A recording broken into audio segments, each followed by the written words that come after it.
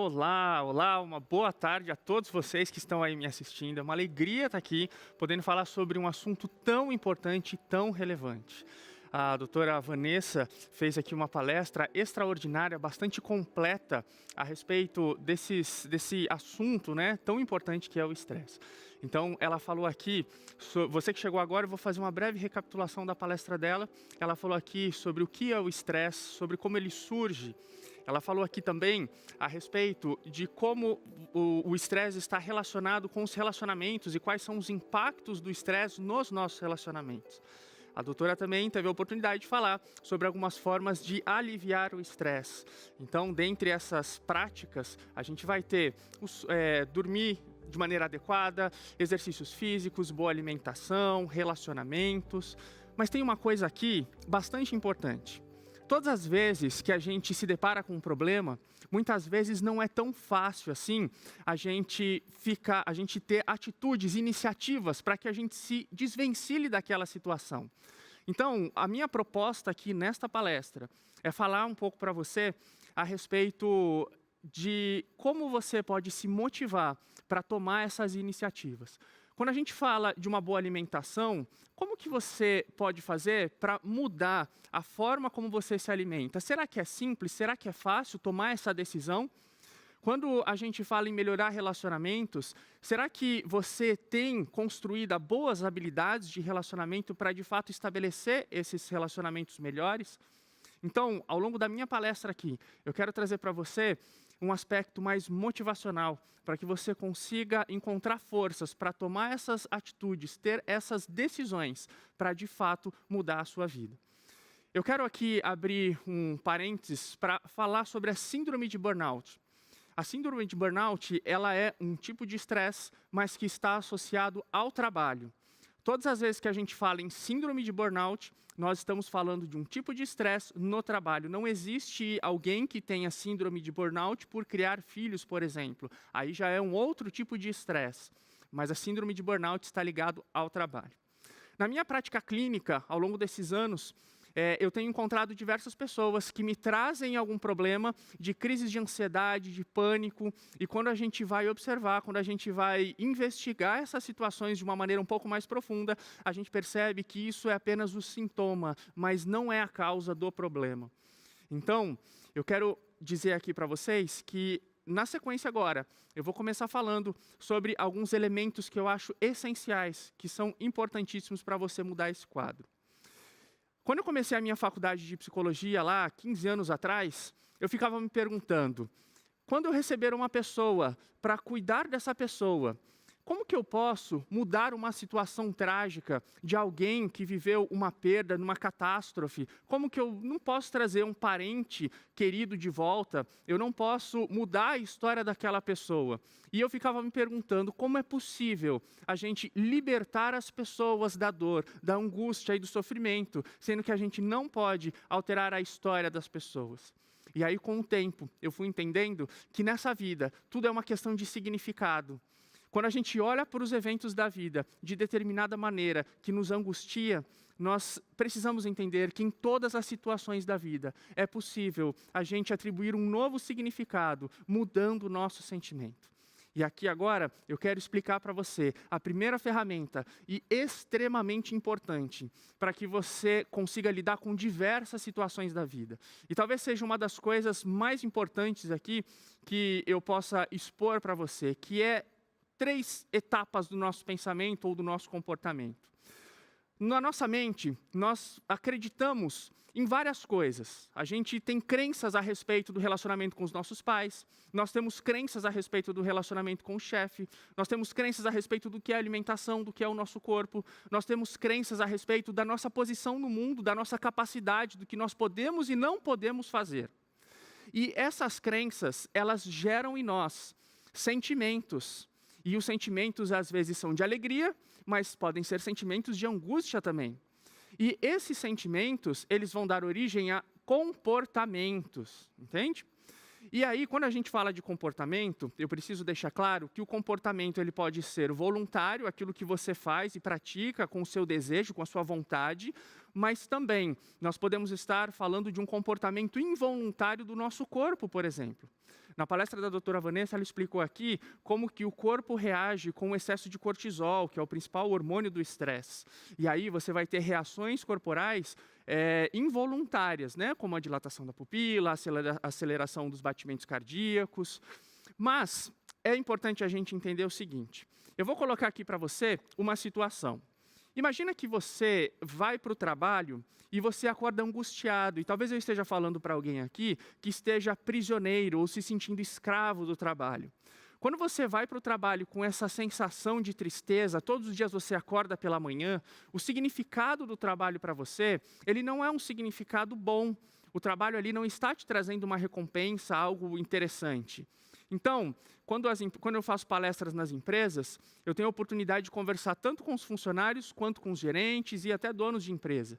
E RHs de empresa também.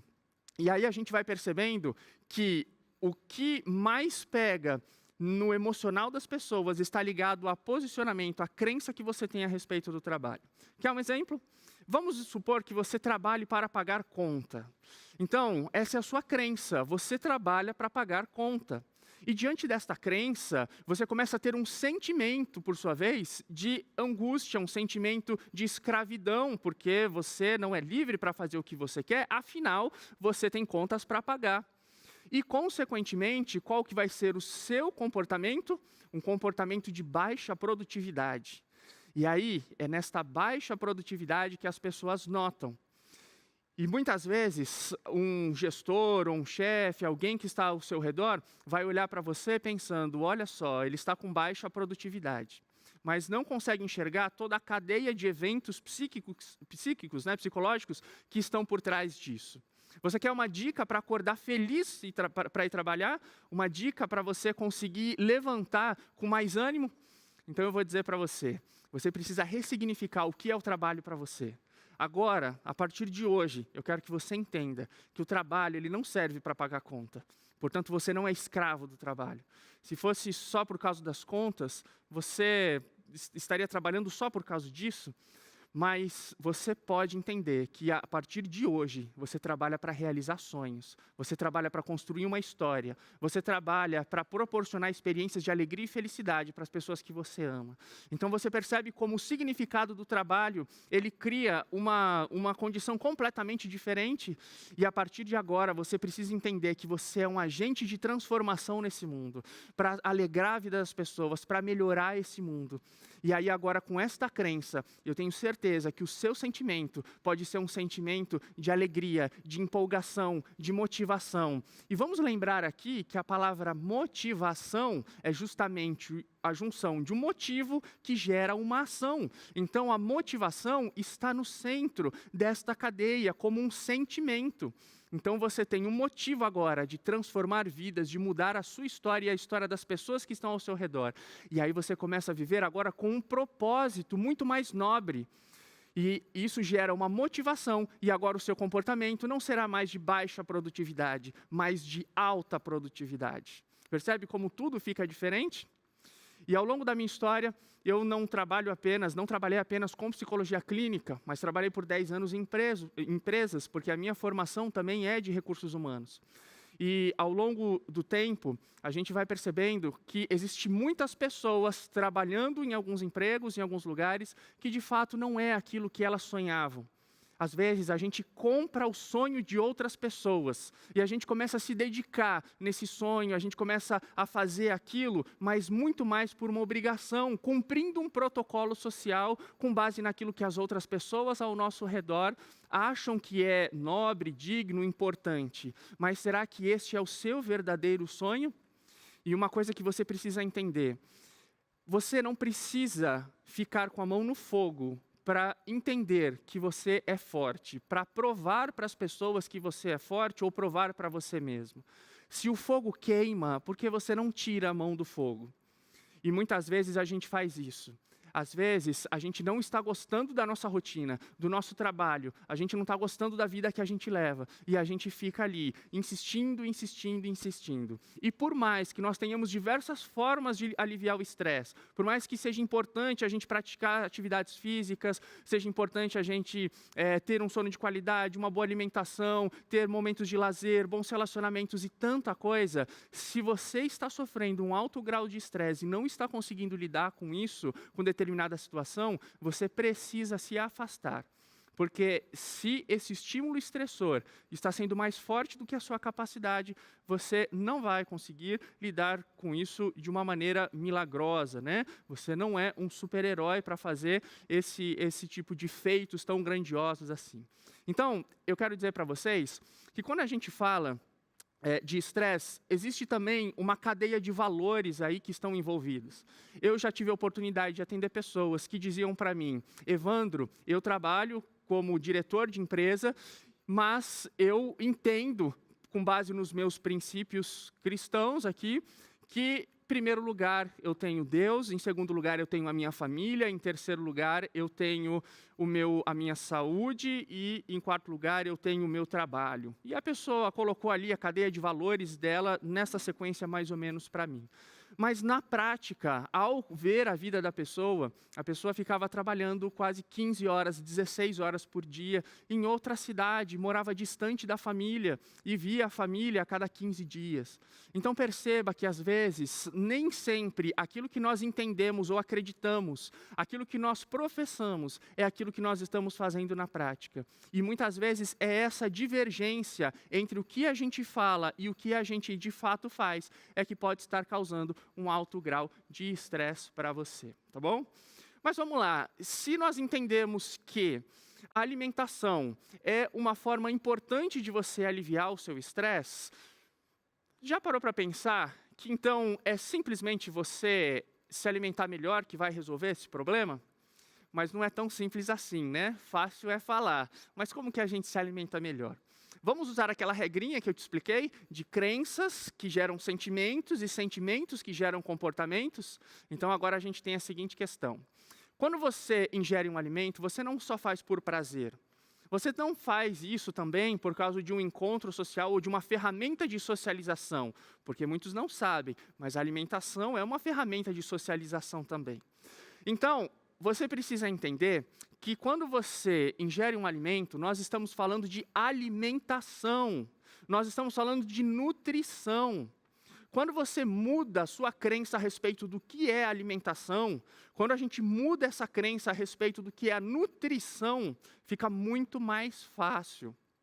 Sabe que muitas vezes a gente não se preocupa em ter uma boa alimentação com um intuito de ter uma boa saúde. E em alguns momentos da minha vida, eu preciso confessar para vocês que eu não tive uma boa alimentação. E sempre quando eu pensava em me alimentar melhor, eu pensava nisso como uma obrigação, porque talvez eu poderia vir em algum momento a ter uma doença. Mas eu comecei a, de fato, me preocupar com a alimentação quando eu entendi que isso tinha a ver com performance diária, quando eu entendi que isso tinha a ver com a maneira como eu vou enxergar o meu dia. Sabe que muitas vezes a gente não se alimenta bem, tem uma baixa disposição e começa a culpar o trabalho. Às vezes você não se alimentou direito, e aí, durante aquele dia, você perde a paciência com seus filhos mais rapidamente, gera um estresse dentro de casa, prejudica os relacionamentos, porque às vezes você não está com o combustível correto dentro do seu corpo. Então você percebe que quando a gente fala de práticas que possam aliviar o estresse, a gente pode falar da listinha, assim. A listinha está aí para a gente ter o nosso checklist, para a gente ver se nós estamos realmente praticando aquilo que deve ser praticado. Mas, na prática, se a gente não mudar a nossa visão a respeito de determinado hábito, de determinada prática, nós não vamos conseguir estabelecer esse novo hábito. Então, é de suma importância que você reconfigure, reprograme o seu cérebro, a sua mente, na hora de você interpretar o seu processo de alimentação, tá bom? Agora, uma coisa importante também, eu quero dar uma dica para vocês, é a respeito de atividades físicas. Durante uma boa parte da minha vida, eu não pratiquei esportes, praticamente dos 16 anos até os 25 anos. Nessa fase eu estava preocupado com o trabalho, como que eu ia pagar a minha faculdade, eu acabei fazendo faculdade de recursos humanos, de psicologia, então eu fiquei vários anos envolvido nessa rotina, né? Uma rotina difícil, dura muitas vezes, que eu sei que muitos aí já passaram ou passam por isso, de pegar ônibus lotado, trem cheio, distância, e eu fiquei muito focado nessa construção da minha vida profissional e acadêmica. Mas um dia eu estava em casa e eu assisti na televisão um homem de 50 anos que estava se preparando para escalar o Everest.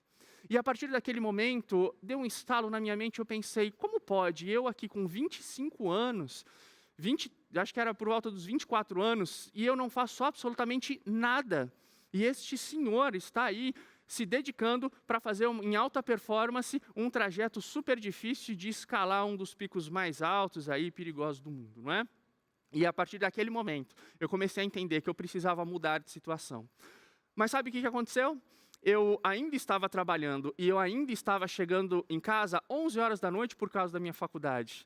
E eu comecei a pensar o seguinte, o único dia que eu tenho para fazer alguma atividade é o domingo. E eu comecei a caminhar e comecei a praticar corridas no domingo. Para vocês terem uma ideia, a primeira corrida que eu fiz, no dia seguinte, eu fiquei com os braços doendo.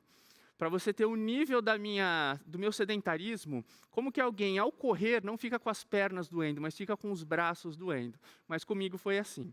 E de lá para cá, eu fui aprimorando a minha visão a respeito do esporte. E o esporte, ele começou a ter um significado diferente para mim. Com o passar do tempo, eu comecei a correr mais distante, em percursos maiores. Com o passar do tempo, eu comecei a fazer outras atividades físicas. E faz coisas de uns 2 anos para cá, 1 ano e meio mais ou menos, eu tenho tido uma prática constante. E eu quero dar algumas dicas para você. Para que você consiga se sentir motivado a praticar uma atividade, é muito importante que você comece o seu treino no dia anterior. Como isso funciona? A hora que você vai dormir já faz parte do seu treino. Então isso é importante. Tenha um bom sono para você ter disposição para praticar atividades físicas. Depois disso, eu quero te informar que se você tiver um único motivo para praticar esporte, esse motivo ele não se sustenta todos os dias. E você vai precisar ter mais de um motivo, porque nem todos os dias nós estamos focados na mesma coisa. E aí, eu vou dar algumas sugestões aqui para você. Você pode ter como motivação para praticar alguma atividade física a questão da sua saúde. Mas, será que é todos os dias que nós estamos preocupados com a nossa saúde? Nem sempre. Talvez no dia seguinte, você precise malhar, ou pedalar, ou correr, ou fazer algum esporte, simplesmente pela sua vontade de ficar mais bonito, de melhorar a estética do seu corpo, para melhorar a sua autoestima. Por que não? Mas talvez no outro dia você também não esteja motivado por esse aspecto. Mas você precisa lembrar que Deus te deu a vida e o espírito de gratidão pode fazer com que você treine de uma maneira muito mais motivada. E talvez isso ainda não se sustente num outro dia. E aí você pode, então, praticar uma atividade física com a intenção de ser mais disposto, com a intenção de ser um pouco mais produtivo no seu dia. Veja como as coisas ficam diferentes. Você não vai para a academia simplesmente porque você tem a obrigação de estar lá, mas você elege um motivo, trazendo um significado diferente para aquela prática. Então, tudo isso é fundamental. E eu quero dizer aqui também sobre a importância de você ter um amor próprio. Porque isto é um elemento essencial para que você encare as situações de uma maneira equilibrada e adequada, não acarretando tanto estresse sobre você diante das situações. Olha, se nós estamos dizendo aqui que a maneira como nós interpretamos as coisas vai determinar os nossos sentimentos a respeito delas, então, a maneira como você se enxerga, o seu potencial, as crenças que você tem a respeito de você, do que você pode e não pode fazer, daquilo que você deseja ou não deseja fazer, tudo isso vai impactar diretamente na sua visão a respeito de determinada situação. Agora, veja só, tem um livro muito interessante de Viktor Frankl, Em Busca de Sentido. E lá ele conta um relato bastante triste e trágico, mas que tem uma lição importantíssima para a gente. Viktor Frankl, ele era um psiquiatra e ele estava dentro de um campo de concentração na Segunda Guerra Mundial. E lá ele observava a conduta dos presos. E ele entendia, ele via que as pessoas iam para as câmaras de gás de uma maneira muito triste, muito triste. E ali, o que acontecia? Ele percebia que um grupo de pessoas entravam nas câmaras de gás com muita tristeza, com muitas dores, angústias, choro, pranto, e era uma situação extremamente trágica. Mas ele notava que havia um segundo grupo de pessoas que entravam naquele ambiente tão doloroso, com uma postura digna, com um semblante mais otimista, com uma postura, um corpo ereto, e não entrava ali rastejando como os outros, chorando ou berrando. E aí ele disse a seguinte frase, que podem roubar tudo de você, tudo, menos a liberdade de você escolher qual é a postura que você vai ter diante de cada situação da vida, ainda que essa situação seja a morte. Então você percebe que a nossa postura diante das situações depende da interpretação que nós fazemos dela. E se você tem vivido uma vida de muito estresse, será que não está na hora de você ressignificar os elementos da sua vida? Será que não está na hora de você olhar para esses eventos de uma maneira diferente? E para isso eu quero te dar uma outra dica. Espero que você esteja com um caderninho aqui, né? Aí, porque existem várias dicas aqui, uma atrás da outra, mas você precisa lembrar disso que eu estou falando. Você precisa desconfiar das suas certezas. Nós, muitas vezes, olhamos a nossa realidade por um único ponto de vista, e a gente acha que aquela é a única maneira de viver. Mas quando a gente faz alguns questionamentos, e aqui eu já adianto que existem algumas pessoas que são mais filosóficas, que conseguem olhar para a vida dessa forma questionadora. Outras pessoas acabam sendo um pouco mais operacionais, focando mais na produção, não se questionando tanto. Mas faça perguntas, como por exemplo, será que este trabalho é exatamente aquilo que eu almejava para mim? Será que não existe a possibilidade de eu fazer o meu trabalho de uma maneira diferente? Será que existe algum tipo de conhecimento, algum estudo que eu possa fazer ou ter ali que me permita olhar para o meu trabalho de uma maneira diferente, com uma eficiência melhor? Será que é possível conversar com o meu chefe para que ele possa me proporcionar melhores ferramentas? Se nós sairmos do campo do trabalho e formos para o campo dos relacionamentos, perceba que no seu casamento pode ter um alto grau de estresse. E as pesquisas, estatísticas aí nos mostram que os índices de separação geralmente são maiores quando as crianças, quando o casal tem filhos pequenos. Porque o relacionamento com as crianças, a energia que a criança demanda dos pais é muito grande. Muitas vezes desvinculando o casal, criando estresse na comunicação, criando ali estresse entre os pais, não é? E aí você precisa se questionar, será que eu preciso corrigir os meus filhos em todas as coisas? Ou será que eu posso escolher as minhas lutas? E esta expressão aqui que eu usei, ela é extremamente importante. Escolher as suas lutas. Você precisa aprender a escolher as suas lutas. Será que você não está se dedicando muito e gastando muita energia com coisas que não valem a pena? Com coisas que podem passar desapercebido? Será que você não está focando demais na arrumação da casa, esquecendo que o relacionamento com as pessoas desta casa é muito mais importante do que a posição dos objetos em cada um dos lugares? Então, são reflexões que é importantíssimo você fazer. E eu posso te dizer, pela experiência que eu tenho na psicologia clínica, que as pessoas que mais progridem num processo terapêutico, ou as pessoas que vivem até mais felizes, são pessoas que questionam a própria realidade. E aí, nós temos uma nomenclatura, nós chamamos isso de um pensamento fluido, onde você vai aceitando as coisas como são, entendendo a vida como ela é. Diferente de um pensamento cristalizado, onde você tem uma única forma de enxergar as coisas, tem uma rigidez e não consegue ter uma flexibilidade, uma mobilidade para se portar de formas diferentes. Sabe que de uns anos para cá, e talvez de algumas décadas para cá, melhor dizendo, nós temos falado muito sobre inteligência emocional. O que é inteligência emocional? Essa ferramenta, esse aspecto da nossa existência, ela é tão importante porque a inteligência emocional é a capacidade que você tem de fazer uma análise dos seus sentimentos e, através dessa ressignificação, da transformação de crenças a respeito das coisas, você conseguir alterar as suas emoções frente a determinada situação. Algumas pessoas têm uma inteligência emocional muito mais desenvolvida. Outras pessoas têm uma inteligência emocional bastante precária, vamos dizer assim. Algumas pessoas, da forma que elas recebem, elas devolvem. Muitas vezes, da forma que você recebeu ali um insulto, você devolve da mesma forma. Mas outras pessoas têm a possibilidade ou têm a capacidade de ouvir aquilo, interpretar, fazer uma leitura a respeito dos próprios sentimentos, crenças e emoções e devolver isso de uma forma completamente diferente daquilo que recebeu. Então veja que eu estou aqui passando para vocês diversas formas de lidar com o estresse. E eu tenho certeza que cada um desses aspectos aqui que eu trouxe para você pode ser extremamente rico para libertar você. E a minha proposta aqui, muito do que eu tenho feito nas redes sociais, no meu trabalho de atendimento clínico, nas palestras que eu faço por aí, nas empresas e igrejas, tem a finalidade de libertar pessoas. E o meu desejo real do meu coração é que, através desse conteúdo, você tenha encontrado aqui ferramentas para se sentir livre dessas angústias. É fato que nessa vida, todos nós temos um certo grau de aprisionamento por causa das responsabilidades, não é?